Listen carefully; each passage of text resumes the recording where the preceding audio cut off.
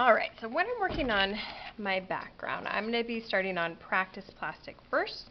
And I'm going to want to draw in the contour of my portrait. So I don't know if you can see it on the video, but when I hold this up slightly at an angle, I can see my portrait through the paper. So what I'm going to do is just lightly sketch the outside of my head. Or you could hold this up to the light in the ceiling to get a contour. Okay, so now this is where my portrait is going to be located. So I know that I don't want to put anything that's the background in the center where my portrait is, because the plastic is still see-through and you'll see some of the background colors through your portrait. So now you need to figure out what it is you want to do in your background. And this is a self-portrait that should be reflecting something about who you are and your interests or hobbies. So you printed photos in the computer lab that you can use for this, or if you change your mind, that's fine. Just whatever you select should still represent something about who you are. So I love this artist whose name is Dale Chihuly. He's a glassblower and he's my favorite artist. And I saw this exhibit when I was in Seattle last spring break, and I took these photographs from his glass museum. So I wanted to do something with these lines and colors in my background somehow, some way.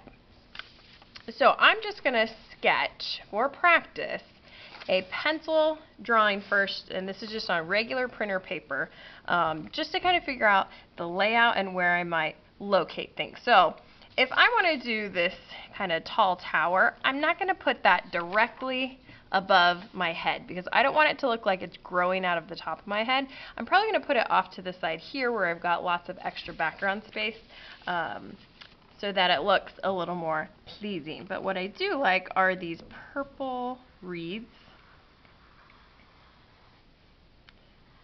So I'm going to kind of sketch in the general shape of these reeds.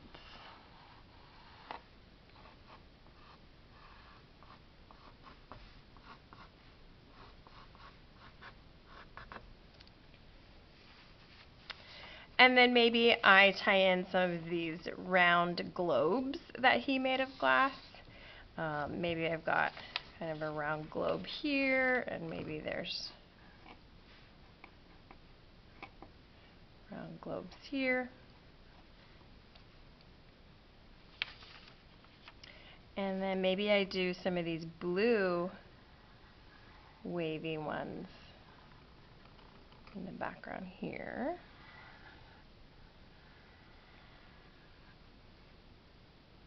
Okay, so now I'm going to stop and look at what I've created. This is why we do practice. I was looking at the shape of this blue kind of wavy reed thing that I drew here, but now it looks like I have a devil horn, and I don't want that in my portrait. So I'm going to erase that and change the location.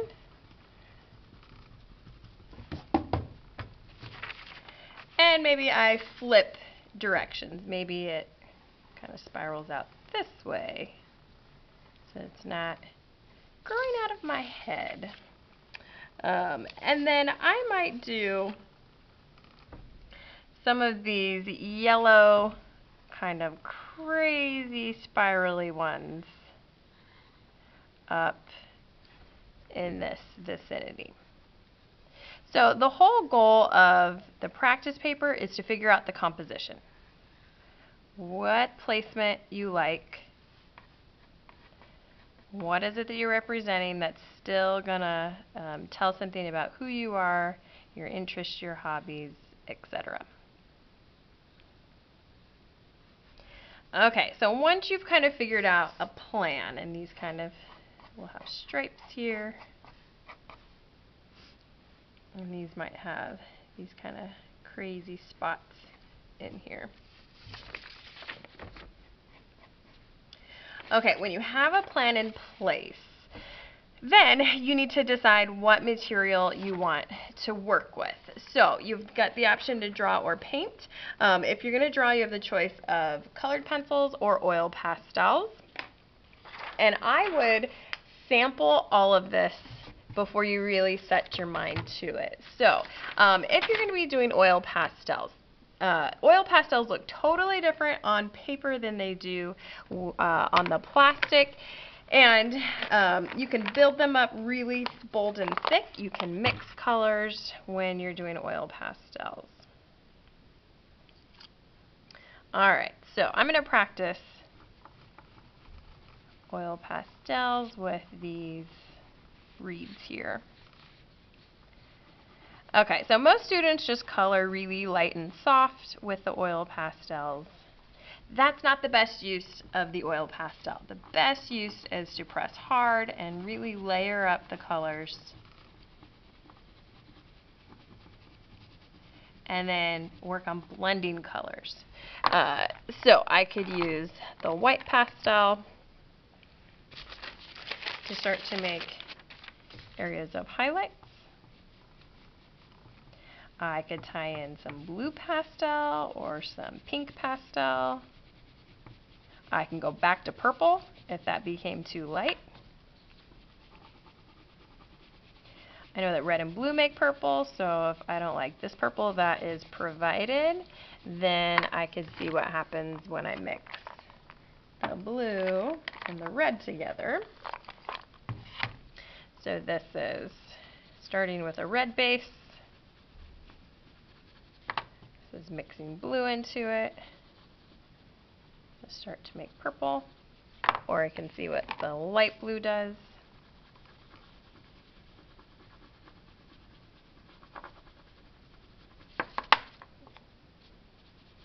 I can also mix pink.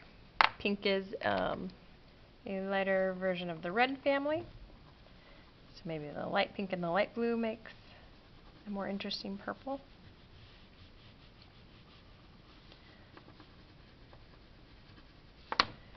Okay. So that's kind of the feel of the oil pastel. See if I can get these stripes in here even better. Okay. So now I'm going to sample the colored pencil to see if I like the colored pencil any better. So again, most students just use these coloring supplies with really light hand pressure, and that's one way that you can go about coloring. But the best way to really use a colored pencil, just like an oil pastel, is to press harder to get a darker, more solid color. You can layer colored pencils. So I might see what happens with this dark violet in here. You can also add white to the top to lighten things. Now my texture lines are showing through because I'm working on a board here. Alright, but too often I see students color all scribbly scratchy like this, and that is distracting. That takes away from the craftsmanship. So if you were a student who went in lots of different directions, the way that you begin to soften out these scratchy strokes is that you begin to color. I'm going to put a flatter surface under me. You begin to color in small circles over the top. When I layer these tiny circles over the top, now you can see that the scratchy lines that were underneath just disappeared. They blended away. This is called burnishing, when you layer colors on colors on colors, even if it's the same color. When you're just going back and forth, you're basically turning this surface to wax, and the color gets really, really bold and beautiful that way. Another tool that you can try to work with if you colored kind of all scribbly scratchy, it's called a colorless blender. It's a piece of wax that what you do is you come over the top, and you have to push pretty hard when you're using this blending stick. But you can see that the stick just smoothed away those scratchy marks, but it didn't make the color bold like this does. This is when I layer the same color. But this stick just smoothed out the scratchies, but it kept the color kind of softer and more pastel. So you could try either one of those options. So those are the two coloring options that you have to work with. Then you also have the option to work with paint. So if you're going to be painting, I'm going to give you a practice piece of watercolor paper. And I'm going to sample out what I can create with watercolor pencils or watercolor paint. So if you're going to be doing the watercolor paints, what you're going to need is your cup of water, and if your paint palette doesn't have a paintbrush in it, there's extra paintbrushes on the back counter.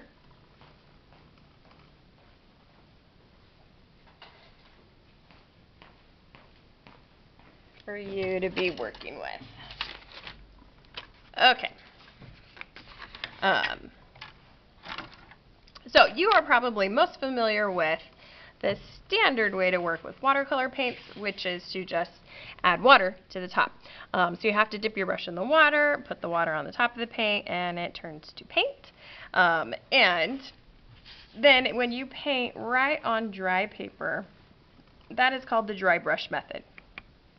When you're just putting paint on dry paper, the less water that's on your brush, the more bright and bold your color is going to be. The more you paint over an area, the more vivid your color is going to be. So that is one method.